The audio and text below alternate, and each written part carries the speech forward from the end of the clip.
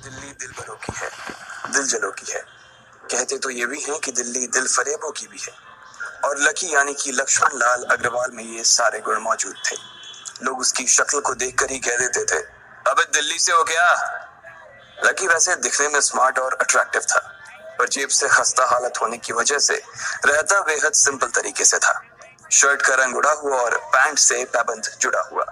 कहने को तो उसकी उम्र के लड़के दिल्ली की सड़कों पर रात को मोटर बाइक दौड़ाते थे, लेकिन लकी उर्फ लक्ष्मण लाल अग्रवाल सिर्फ कमरे से कॉलेज में पढ़ाई और गर्लफ्रेंड डिंपल के साथ थोड़ा वक्त बिताना, फिर कॉलेज से दुकान, दुकान से जब होम डिलीवरी आए तो वहां, और फिर घर चला जाता था। हाँ, कभी कभी जब वो किसी लड़के को खाली सड़क पर मोटर बाइक दंदनाते हुए देखता तो कहता, एक दिन अपना टाइम भी आएगा जब मैं चश्मा लगाकर बैठूंगा और पीछे डिंपल को बैठाऊंगा। देखना, जब वो मेरी कमर में अपना हाथ कसेगी और मैं तेजी से मोटरसाइकिल को इंडिया गेट के आसपास दौड़ाऊंगा, तो सारे दिल्ली का दिल हम दोनों को देखकर चलेगा। दुकान में रखा हुआ बर्नॉल भी काम नहीं आएगा। लकी ने कहा और अपने हाथ में बर्नॉल की क्रीम को दबा दिया। जैसे ही उसने क्रीम को दबाया, उस क्रीम बाहर आ गई। अबे गधे, क्या कर रहा है? वो कोई स्पंज की गेंद है क्या जो उसे दबा रहा है? दुकान के मालिक ने उसे फटकारते हुए कहा और उसके सर पर एक चपत लगा दी। Sorry sir. लकी ने अपना सिर बचाते हुए कहा। वो करोल बाग में स्थित एक छोटी सी मेडिकल स्टोर पर काम करता था। उसकी दुकान का नाम था चमन मेडिकल स्टोर और उसके ओनर का नाम था चमन लाल। लकी पिछले 5 साल से इन्हीं की दुकान पर काम कर रहा था। यहाँ इस छोटी सी शॉप पर काम करना उसकी मजबूरी थी। लाइफ में कंगाली की वजह से उसे कॉलेज में पढ़ाई पूरी करने के लिए पार्ट टाइम जॉब करना था। उसने कई अच्छी जगह अच्छी तनख्वाह की नौकरी ढूंढी, पर नहीं मिली और वो इस मेडिकल स्टोर पर ही अटक गया। गधे, अब इसके पैसे क्या तेरा बाप भरेगा? कटेगा। इसका पैसा भी तेरी तनख्वाह से कटेगा और एमआरपी से डबल रेट में कटेगा। चमन ने अपने दांतों को किचमिचाते हुए कहा। गुस्से की वजह से उसकी नाक फूल गई थी और लकी की सांसें। उसने घबराते हुए ओनर से पूछा, एमआरपी से डबल क्यों सर जी?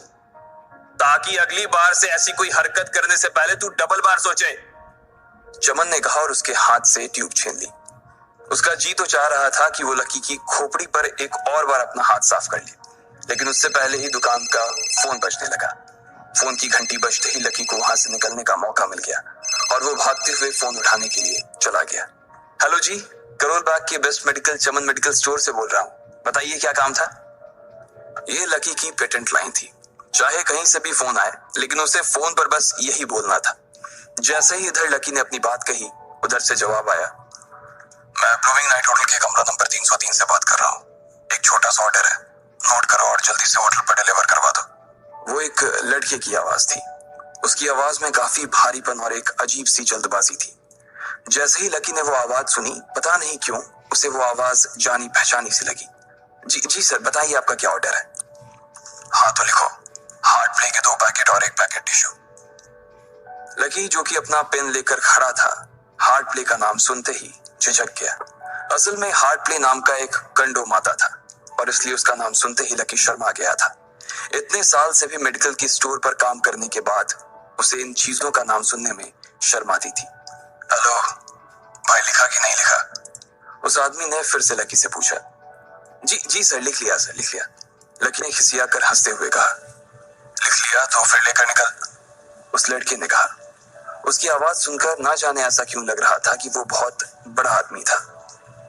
जी सर, लेकिन सर बाहर तो बारिश हो रही है, लकी ने कहा। उसने देखा कि बाहर बहुत तेज बारिश हो रही थी।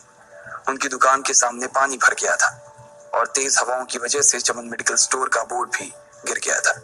लकी को लग रहा था कि वो इतनी तेज बारिश में अभी एकदम से तो नहीं निकल पाएगा, तो उसने उस लड़के को समझाते हुए कहा, सर मैं ऑर्डर तो ले आऊंगा, पर थोड़ा टाइम लग जाएगा, बारिश थोड़ी थम जाए आप। इससे पहले कि वो कुछ आगे बोल पाता, फोन पर लड़का बोल पड़ा। तुम्हारे मालिक को पता है कि तुम मल्होत्रा जी के लड़के को मना कर रहे हो? हाँ पता है, बारिश हो रही है, इसलिए सारा सामान अच्छे से थैली में पैक करके लाना और लेट नहीं होना चाहिए, समझे? उस लड़के ने कहा और इससे पहले कि लकी आगे कुछ कह पाता, उसने फोन काट दिया। उधर से लकी के दुकान का ओनर उसे घूर कर देखा जा रहा था। लकी के हाथ में पेन और पेपर देखकर ही वो समझ गया था कि उसके पास कोई ऑर्डर आया था। आज वैसे भी इतनी बरसात होने की वजह से सुबह से इक्का दुक्का ग्राहक ही दुकान पर आए थे। ऐसे में उसकी दुकान का मालिक एक भी ऑर्डर को छोड़ना नहीं चाहता था। वो लकी को देख रहा था और लकी बारिश की ओर देख रहा था। बारिश का बहाना नहीं चलेगा, जाना पड़ेगा, चमन लाल ने कहा। मैं बहाना नहीं कर रहा सर, थोड़ी बारिश धीमी हो जाए तो मैं चला जाऊंगा। अभी आप खुद ही देखिए कितनी तेज बारिश है। वो पता नहीं कोई मिस्टर मल्होत्रा का कोई बेटा कुछ ज्यादा ही जल्दी में था। मैं साइकिल से तो पहुंच नहीं पाऊंगा इतनी जल्दी। लकी ने उनकी ओर देखते हुए कहा। क्या कहा? मिस्टर मल्होत्रा जी का बेटा? तू मेरी दुकान बंद करवाएगा क्या? अभी के अभी निकल उनका ऑर्डर लेके, वो हमारे बहुत पुराने कस्टमर है, चमन ने कहा। पर लकी ने कहा ही था कि चमन बोला।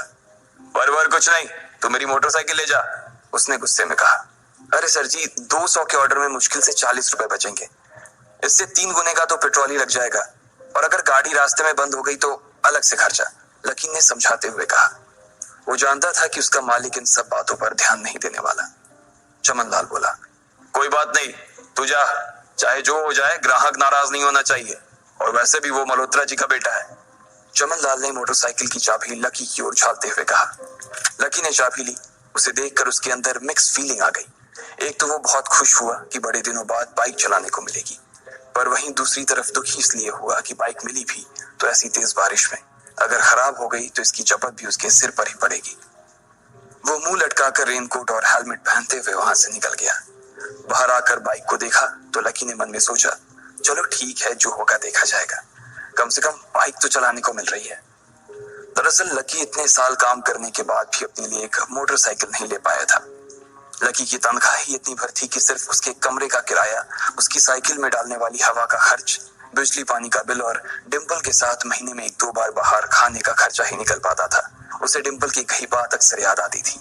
लकी, अगर अगले 2 महीने में तूने बाइक नहीं खरीदी ना तो मैं तेरे से ब्रेकअप कर लूंगी, देखना। असल में डिम्पल को लकी के साथ बाइक पर घूमने की बड़ी तमन्ना थी। लकी की इस उजाड़ जिंदगी में एक वही तो थी जिसके लिए जिंदा रहने को उसका जी चाहता था। जब भी वो उससे बाइक की बात करती तो लकी डिम्पल की इस बात को हंसकर टाल देता था। वो अपने मन में इस बात को अच्छे से जानता था कि डिम्पल उससे बहुत प्यार करती थी और वो उससे कभी छोड़कर नहीं जा सकती थी। वो दोनों एक दूसरे में ऐसे घुले मिले थे जैसे बादल बरसात में घुल जाती है। लकी को डिम्पल बहुत पसंद थी और वो उसके लिए दुनिया जहां की खुशियां खरीद कर ला देना चाहता था। वो चाहता था कि एक दिन वो डिम्पल को प्लेन में बैठाए, लेकिन उसके ये सब ख्वाब इस कम तनख्वाह की नौकरी की वजह से कभी पूरे नहीं होने वाले थे। पर आज उसके पास एक मौका था। वो डिम्पल को अपने साथ इस बारिश में राजपथ घुमाना चाहता था। वो उसे दिल्ली दिखाना चाहता था। चमन लाल को देने के लिए उसने पहले से ही बहाना सोच रखा था। बस जल्दी से वो ये डिलीवरी देकर सीधे डिम्पल के पास ही जाने वाला था। उसने होटल ब्लूमिंग नाइट के बाहर मोटर बाइक पार्क की और सीधे होटल के अंदर चला गया।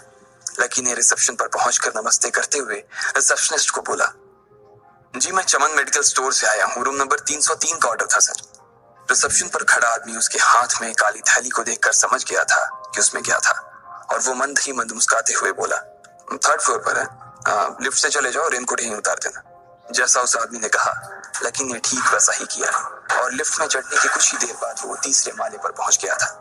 वो रूम नंबर 303 के बाहर पहुंचा और उसने डोरबेल बजाई। जैसे ही दरवाजा खुला लकी ने थैली आगे बढ़ाते हुए कहा, नमस्ते, मैं चमन मेडिकल स्टोर से लकी, ये आपका।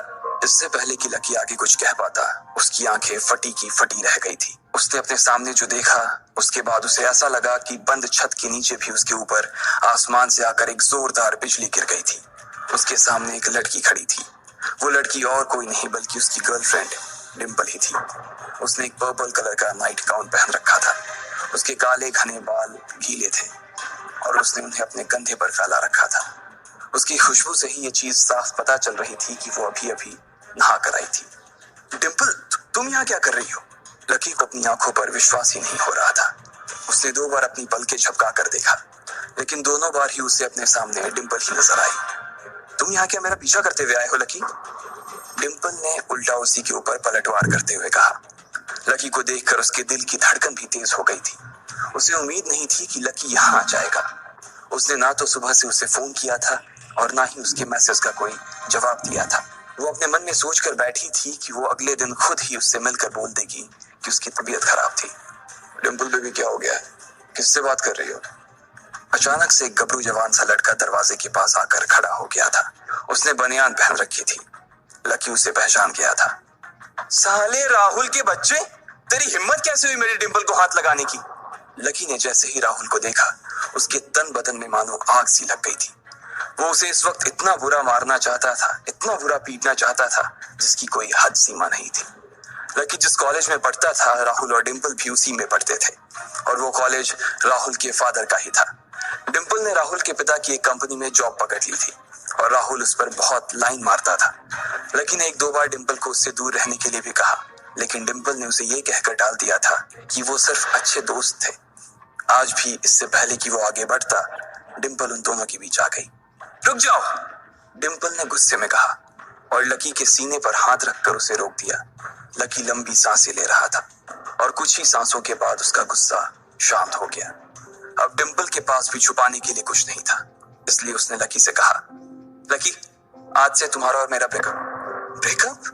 लकी के पैरों के नीचे से जमीन खिसक गई थी। उसकी आंखें नम हो गई। लकी को उसकी बातों पर विश्वास नहीं हो रहा था। उसने डिंपल की ओर देखा और बोला, डिंपल, हम पिछले 1 साल से एक दूसरे के साथ हैं और तुम हो कि मुझसे ब्रेकअप करना चाहती हो?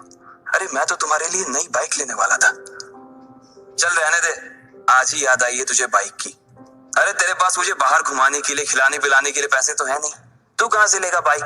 और अगर ले भी लेगा तो उसमें पेट्रोल कहां से डलवाएगा? तेरी 8,000 रुपए महीने की नौकरी, उसमें होगा ये सब? लोग हंसते हैं मेरे ऊपर जब मैं सरोजनी में तेरे साथ घूमती हूँ। मैं ऐसी लाइफ नहीं जीना चाहती लकी। मैं तेरी तरह गरीब नहीं रहना चाहती। तूने मुझे फंसाया था, उल्लू बनाया था तूने मुझे, इसलिए मैंने राहुल से मैचअप कर लिया है। आज से यही मेरा बॉयफ्रेंड है, डिंपल ने गुस्से में कहा। अच्छा, तो बेबी ये है तुम्हारा वो बेकार सा एक्स बॉयफ्रेंड? राहुल ने पूछा और डिंपल के बगल में आकर खड़ा हो गया।